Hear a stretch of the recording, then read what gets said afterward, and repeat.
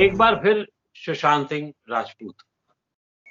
अब जब इतने कयास लगाए जा रहे हैं, न जाने कहाँ-कहाँ के तार जोड़ने की कोशिश की जा रही है और तमाम संभावनाओं को जब सीबीआई खंगाल रही है, तो एक और संभावना को हम भी खंगाल लेते हैं। वो संभावना है ज्योतिष शास्त्र की और हम सबका विश्वास बहुत रहा है ज्योतिषी पर, ज्योतिष शास्त्र विज्ञान पर रहा है और सुशांत सिंह राजपूत के पिताजी का तो बहुत ही ज़्यादा विश्वास रहा है।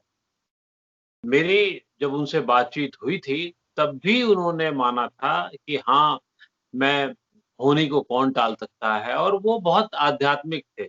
शायद इस पूरे मामले पे जैसा कि पहले बता चुका हूँ, मेरे साथ अकेले उनसे बातचीत हुई थी और वो उन्होंने एक मौत मान ली थी।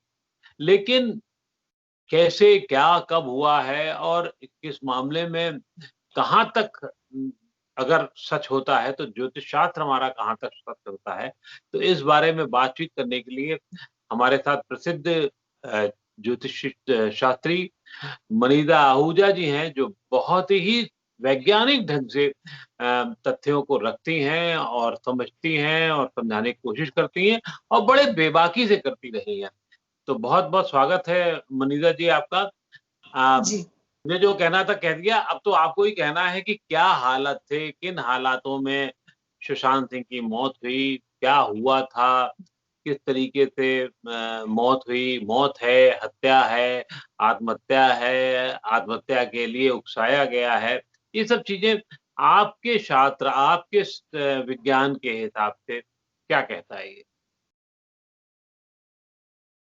देखिए, ये जो कुंडली है सुशांत सिंह राजपूत की, इसकी बर्थ डिटेल्स वैसे तो बहुत सारी अवेलेबल हैं, मगर जो फैमिली से उनकी आई है वो 21 जनवरी 1984 की है डेट। टाइम मैं यहां नहीं शेयर कर रही हूं क्योंकि वो शायद अभी नहीं चाहती, फैमिली भी उनकी नहीं चाहती कि हम जाहिर करें और इसे एग्जैक्टली बता दें, पब्लिक डोमेन में ले आए। पर ये डेट जिसका हमने चार्ट बनाया है ये 21 जनवरी 1984 का है। इस कुंडली में देखिए, इसमें एक बड़ा इंटरेस्टिंग पॉइंट है इस चार्ट में, और ये जो हत्या है ये गला दबाकर की गई है, माने एस्फिक्सिएशन बताता है पोस्टमार्टम, और अब वो ओ शेप में रस्सी को खींचा गया है, यू शेप में खींचा गया है, वो दो अलग बातें हैं। ओ में अगर ये हत्या है और किसी ने पीछे से खींची है, यू अगर ये आत्महत्या है और लटक के जान गई है। दोनों केसेस में तीसरे घर का, तृतीयेश का और तीसरे भाव का कनेक्शन आता है। मर्डर में डिसेप्शन, कॉन्स्पिरेसी, एट्थ का रोल आएगा, क्योंकि मृत्यु तो दिख ही रही है, क्योंकि मृत्यु हुई है तो मृत्यु इस चार्ट में दिख रही है। कॉन्स्पिरेसी है, आठवें भाव का, अष्टमेश का कनेक्शन आएगा। वायलेंस है, वो तो है ही, चाहे वो खुद किया गया है या किसी ने किया है, तो वायलेंस यानी कि सिक्स्थ, षष्ठेश और छठे भाव का योग आ रहा है और लिंक आता है। मगर क्योंकि इस कुंडली में तीसरे, छठे और आठवें का कनेक्शन परस्पर बना हुआ है और वायलेंस दिखा रहा है और डिसेप्शन आ रही है, तो ये केस आत्महत्या का नहीं, हत्या का लगता है। लगता है नहीं बोलना चाहिए, ये केस हत्या का है, ये केस आत्महत्या का नहीं है। गला दबाया, तीसरा घर आया, इसमें और लोगों की इन्वॉल्वमेंट है। ये एक व्यक्ति ने अपने आप से अपनी जान नहीं ले ली है, इसमें और लोगों की इन्वॉल्वमेंट है, कॉन्स्पिरेसी है, डिसेप्शन है और फिर हत्या है। ये तीन चीजें एक प्योर सुसाइड के केस में, ये सारे कनेक्शन जिस तरीके से बने हुए हैं उस तरीके से नहीं आएंगे। तो ये केस ज्योतिषीय दृष्टि से, बिना आप लोगों के साथ में बहुत ज्यादा कुंडली की डिटेल्स नहीं शेयर कर रही हूं, आपको घर, भाव और उनके जो लॉर्डशिप्स हैं उनकी बात कर रही हूं, क्योंकि हम टाइम नहीं अभी पब्लिक डोमेन में ला रहे हैं, इसलिए ये हत्या का केस क्लियरली लगता है। इस कुंडली में सुशांत सिंह की जो पहले की जिंदगी है उसके जो कॉम्बिनेशंस हैं वो सारे, मैंने ये बहुत डीपली स्टडी किया, उनकी माँ की मृत्यु, सुशांत सिंह राजपूत का अपनी पढ़ाई को कंप्लीट ना करना, ड्रॉप कर देना, मैकेनिकल इंजीनियरिंग एक टेक्निकल सब्जेक्ट पढ़ना, उसे ड्रॉप करना, फिर वहां से एक्टिंग में जाना, शुक्र और राहु का कॉम्बिनेशन आना, वहां से पढ़ाई का ड्रॉप होना, और षष्टियांश में जो कि D60 कहा जाता है, जिसमें बहुत फाइन प्रेडिक्शन की जाती है, उसमें बार बार चंद्रमा का पीड़ित होना, तृतीयेश का पीड़ित होना।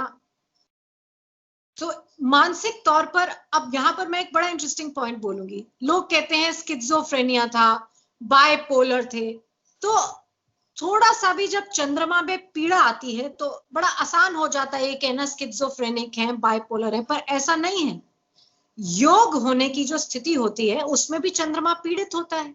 जितने सन्यासी हैं आप इनका चार्ट बनाइए, चंद्रमा पीड़ित होगा, क्योंकि गृहस्थ का योग वीक हो जाता है और विरक्ति का योग बढ़ जाता है, चंद्रमा पीड़ित होगा। तो क्या जितने योगी और सन्यासी हैं वो बाइपोलर या स्किज़ोफ्रेनिक है? चंद्रमा की पीड़ा में आने का ये मतलब नहीं होता, इससे ये है कि ये व्यक्ति बहुत सेंसिटिव है, सोच बहुत गहरी है। जो आम व्यक्ति जो एक भोगवादी जीवन जीते हैं उससे ये पीड़ित चंद्रमा का व्यक्ति फर्क हो जाता है। इसका ये मतलब नहीं है कि is mentally weak. If he was mentally weak तो ओलंपियाड के एग्जाम्स में, फिजिक्स में, इतना टेक्नोलॉजी में इतना इंटरेस्ट और इतना इमर्जेंट टेक्नोलॉजी में कि मीडिया एंटरटेनमेंट को उससे लिंक करना, अपनी कंपनी खोलना, ये सब नहीं आएगा। अगर ये इतना पीड़ित दिमाग है तो फिर ये तो एबरेशन हो जाएगी मेंटल। पर ये इंटेलिजेंस पूरी है, मगर एक विरक्त, सेंसिटिव, जो चीजों को बहुत इमोशनली फील करे, वैसा मानसिक साइकोलॉजिकल एक मेकअप दिखता है इस चार्ट से।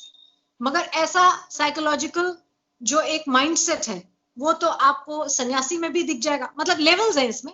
ऊंचा सन्यासी होगा तो आनंद की स्थिति में आ जाएगा, विरक्ति में भी।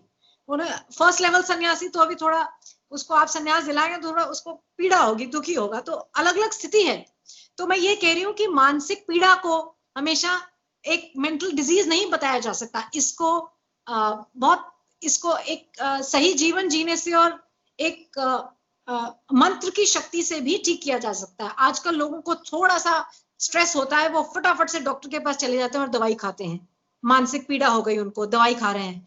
उससे कोई, आप मेंटली अपने डीएनए को, एक मेंटल मेकअप को बुरी तरीके से चेंज नहीं कर सकते। यहाँ पर मैं ये पॉइंट भी डिस्कस करना चाहूंगी कि फॉर एवरी लिटिल प्रॉब्लम, जरूरी नहीं है हम डॉक्टर के पास भागें। कई बार परेशानी को फेस करना पड़ता है। अब ब्रिटिशर्स इंडिया को वो कर रहे, अटैक कर रहे हैं, वो राजा का मैं तो डिप्रेशन हो गया, मैं दवाई खा लूं। लड़ना पड़ेगा, जहां लड़ना होता है वहां दवाई खाने से काम नहीं चलता, वहां लड़ना पड़ता है। खैर एनीवे, ये एक पॉइंट था जो लोगों को समझ में आया कि थोड़ी सी मानसिक परेशानी से एक तो घबराने की चीज नहीं है, और दूसरा इस चार्ट में हम इस व्यक्ति को सेंसिटिव बता सकते हैं। ये मेंटली सिक ह्यूमन बीइंग का चार्ट नहीं है। सिक ह्यूमन बीइंग कुछ और हो जाता है, जिसको स्किज़ोफ्रेनिया है या जो बहुत ज्यादा कोई ड्यूअल पर्सनैलिटी है, वो चार्ट नहीं है। ये एक सेंसिटिव व्यक्ति का, सुशांत सिंह राजपूत का चार्ट एक सेंसिटिव व्यक्ति का चार्ट है जो बहुत ही इंटेलिजेंट है।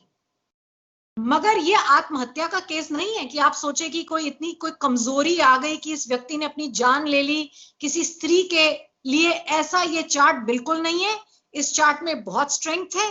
इस चार्ट में अपने बलबूते पे खड़े होने के लिए जो व्यक्ति अपनी बनी बनाई मैकेनिकल इंजीनियरिंग की एक डिग्री छोड़ के एक अपने ड्रीम को फॉलो कर सकता है, उसमें कभी भी ये हिम्मत थी, उसके पास सब कुछ था, वो सब कुछ छोड़ के वापस जा सकता था अगर उसको सक्सेस नहीं मिल रहा था। ये हताश होकर सुसाइड करने वाला चार्ट नहीं है। ये कॉन्स्पिरेसी और मर्डर का चार्ट है। और आप ये मानिएगा, क्योंकि इसमें किसी स्त्री का हाथ भी दिखता है। मैं ये नहीं बोलूंगी क्योंकि ये बहुत ज्यादा हो जाएगा कहना कि मर्डर में स्त्री का हाथ है, मगर इस कॉन्स्पिरेसी में स्त्री का हाथ है। तो मेरा ये, आप इसे प्रेडिक्शन ही जानिए कि, और मैं ये ट्विटर पे बहुत पहले लिख चुकी हूँ सुशांत सिंह राजपूत की मृत्यु के कुछ दिन बाद ही मैंने लिखा था, ये दोनों बातें लिखी थी कि रिया चक्रवर्ती तो अब आप मान लीजिए अरेस्ट होंगी, और ये निश्चित है कि रिया चक्रवर्ती अरेस्ट हो रही हैं, मगर दिशा सलियान, और ये मेरी ट्वीट है कोई before last week of June की ट्वीट है, जिसमें मैंने बताया और लिखा, तब तक कोई ये थ्योरी नहीं बनी थी कि दिशा सलियान और सुशांत सिंह राजपूत की जो ये मर्डर मिस्ट्री है, इन दोनों में कनेक्शन है। It is not just one death, ये डेथ इन पेयर्स है। इसमें कोई डीपर कंट्रोवर्सी है। उससे पहले जो मृत्यु हुई, उससे पहले वो पहले से ही कहानी बन चुकी थी। It is a murder. अब इसमें बड़े लोग इन्वॉल्व होंगे, मगर वो किस हद तक पकड़े जाते हैं वो मैं नहीं बता सकती, शायद ना पकड़े जाएं, मगर जो स्मॉल फिश है वो तो पकड़ी जाएगी, अरेस्ट हो रहे हैं। और रिया Chakraborty for a sure, for 100, मतलब for a surety I can say this, for 100 she will get arrested, क्योंकि इसमें एक स्त्री की कॉन्स्पिरेसी में एक स्त्री का हाथ तो है ही, और बहुत लोगों का हाथ है इस कॉन्स्पिरेसी में। ये एक दो का खेल नहीं है, इसमें ज्यादा लोग इन्वॉल्व हैं। आपने बहुत साफ कहा कि आपने तो सीधे सीधे हत्या बता ही दी है, लेकिन ये जो आपने ओ शेप और यू शेप का मामला बताया, इसको थोड़ा और डिटेल बताइए। आपकी साइंस के हिसाब से इससे क्या साबित होता है? देखिए, ये तो मेडिकल और फोरेंसिक एक्सपर्ट्स की बात है कि जब आपको पीछे से खींच के अगर कोई रस्सी बांध के आपको मृत्यु देता है तो वो यू ओ शेप का बनेगा, और अगर फांसी लगती है, और फांसी लगने के कुछ और भी वो है, सुसाइड अगर होती है तो बॉडी कुछ और रिएक्शंस देती है, आंखों का और जीभ का बाहर निकलना, वो सब है वो। और यहाँ पर पॉइंट ये है कि मुंबई पुलिस ने तो इसे बिल्कुल बिना, एक होता है कि आपके सामने एक मृत्यु हुई है, अब आप थोड़ा सोचते हैं, उसको एनालाइज करते हैं, और जो भी अपना बहुत जल्दबाजी में ये कहा गया कि नहीं नहीं ये तो सुसाइड है। इतनी भी क्या जल्दी थी, इतनी भी क्या जल्दी थी। बिल्कुल तो ठीक है। जल्दबाजी बहुत दिखाई है, और यहाँ पर प्रॉब्लम दिखती है, चार्ट में तो दिख ही रही है। आपको क्या लगता है, क्या सुशांत के चार्ट में अस्थिरता थी? क्योंकि उसके, अगर आप अब जब बात कर रहे हैं तो बहुत सारी बात होंगी और बात निकलेंगी।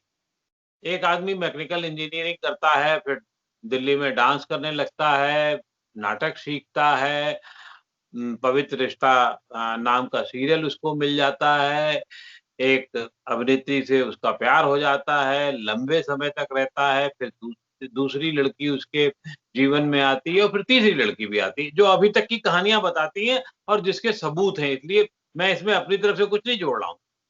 तो क्या वो उसके जीवन में अस्थिरता भी दिखती है परिवार को लेकर के?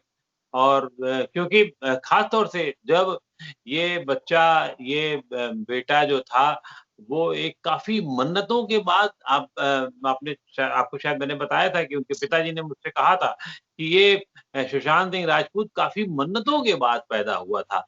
तो इस तरीके का कुछ दिखता है कुंडली में या नहीं दिखता? देखिए, माँ से बहुत लगाव का दिखना तो इस कुंडली में आता है, पिता से मनमुटाव होना भी इस कुंडली में है।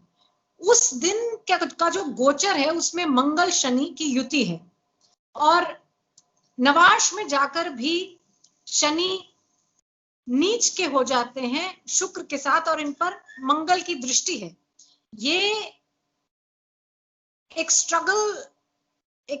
स्ट्रगल को तो दिखाते ही हैं, और स्त्री से मिलने वाले सुख में भी कमी दिखाते हैं। तो उस दिन के कॉम्बिनेशंस जो है कुछ वायलेंट है। उस दिन का जो ये जो उस समय का जो चार्ट है, इसमें वायलेंस दिखता है।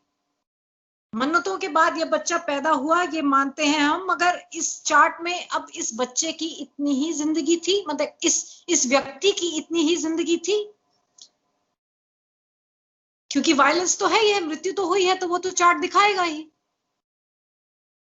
अब पॉइंट ये है कि ये अनकवर कैसे होती है ये कॉन्स्पिरेसी, और मेरा ये मानना है कि पूरी हद तक नहीं भी अगर अनकवर होती तो इसमें कुछ अरेस्ट तो हो रहे हैं, जिसमें Rhea Chakraborty for sure is getting arrested, क्योंकि स्त्री का कॉमेंट।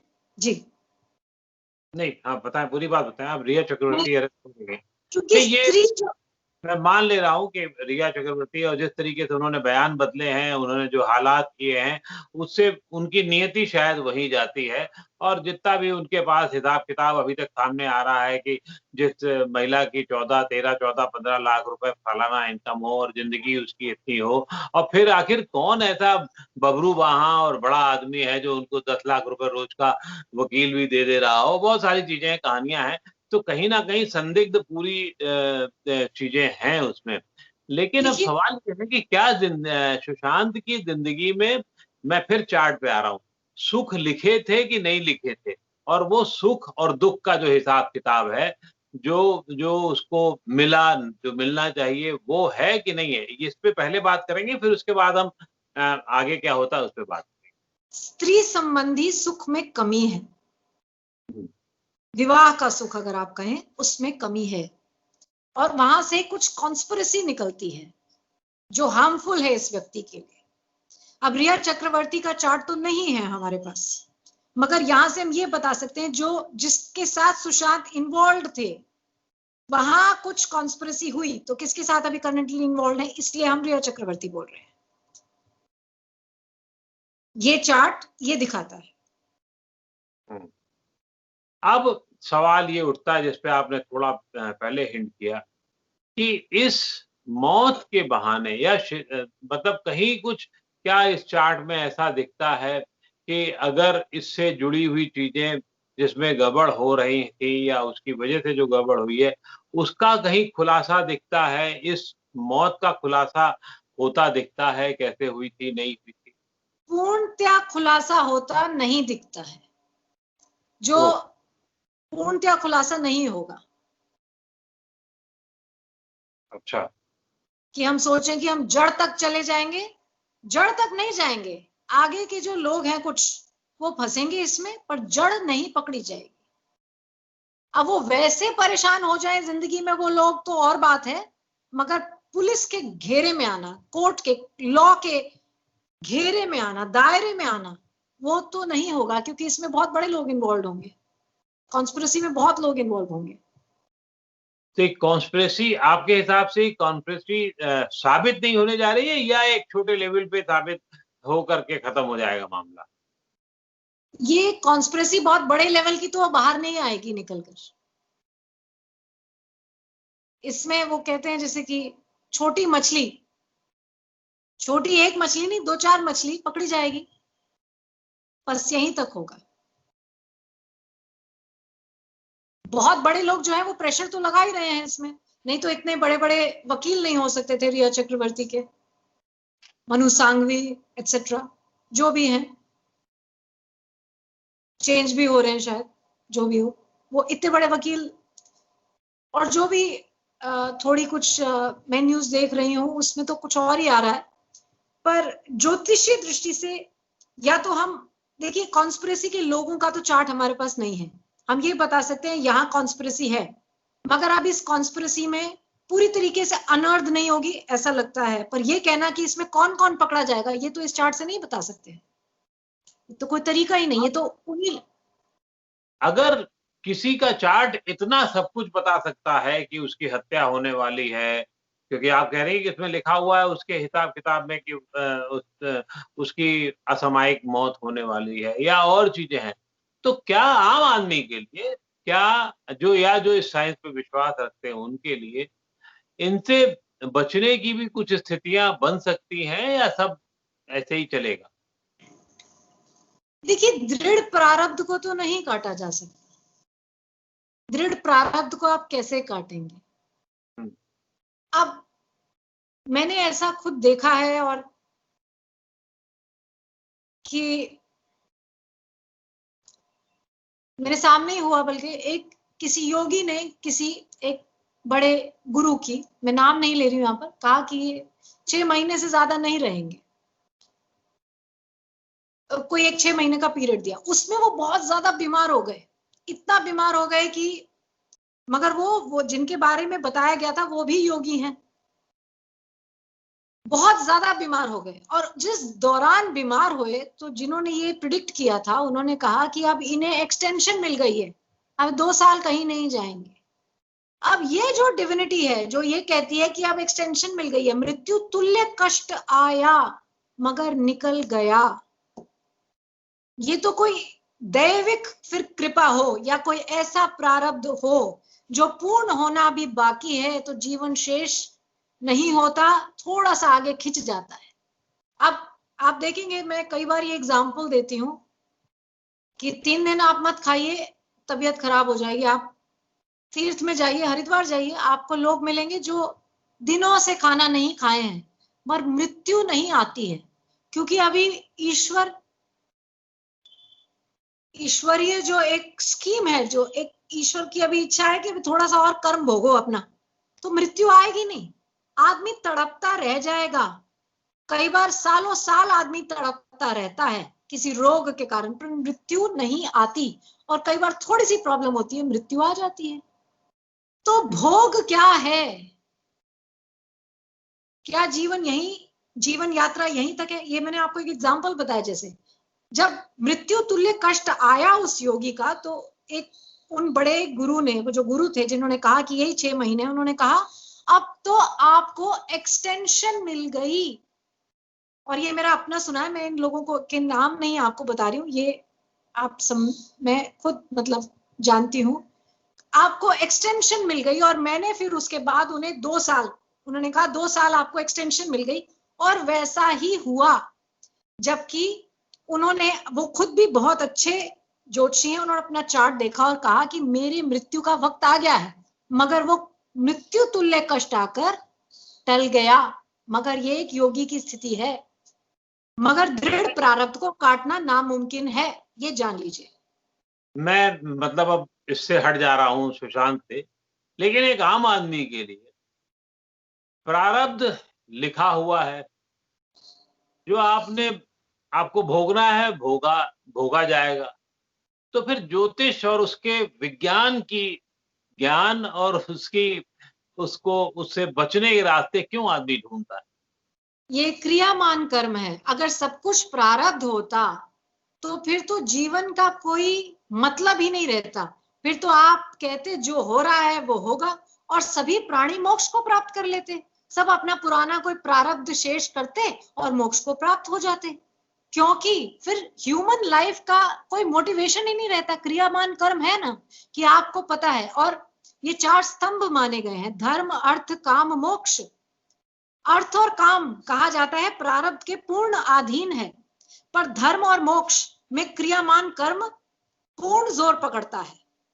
इसलिए अगर आप सोचें कि मुझे भगवान का नाम लेने की भी क्या जरूरत है, वो भी प्रारब्ध में होगा तो मैं लूंगा, नहीं तो मैं नहीं लूंगा भगवान का नाम। इससे बड़ी बेवकूफी दूसरी नहीं है, क्योंकि धर्म और मोक्ष ये तो प्रारब्ध, यहाँ पर क्रियामान कर्म यानी कि जिसे हम इंग्लिश में फ्री विल बोलते हैं, ये पूरी तरह यहाँ पर एक्टिवेटेड रहती है। गीता में भगवान कृष्ण कहते हैं कि फ्री विल उस गाय की तरह है जो खूंटे से बंधी है पेड़ में, मगर वो जो दायरा है पेड़ के आसपास घूमने का, वो क्रियामान कर्म यानी कि फ्री विल का दायरा मैं सबको देता हूं कि आप अपने विवेक से ये डिसाइड करें कि सही क्या है, गलत क्या है, और वो करें। और ज्योतिषीय रेमेडी जिसे हम कहते हैं, मंत्र करना, यज्ञ करना, हवन करना, ब्रह्मचर्य का पालन करना, ये क्रियामान कर्म है। नहीं तो सभी मोक्ष को प्राप्त कर देते। पुनर्जीवन क्यों है? क्योंकि क्रियामान कर्म से जो लिखा है, आप उसको भी आप उसमें भी डेंटिंग पेंटिंग कर सकते हैं।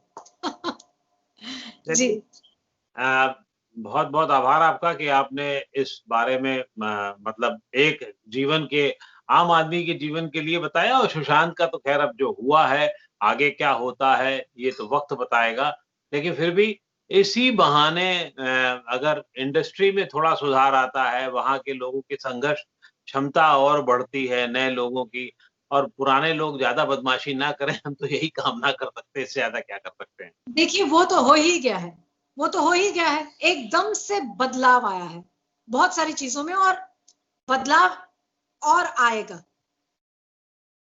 बहुत बहुत आभार आपका। Thank you. Thank you. नमस्ते।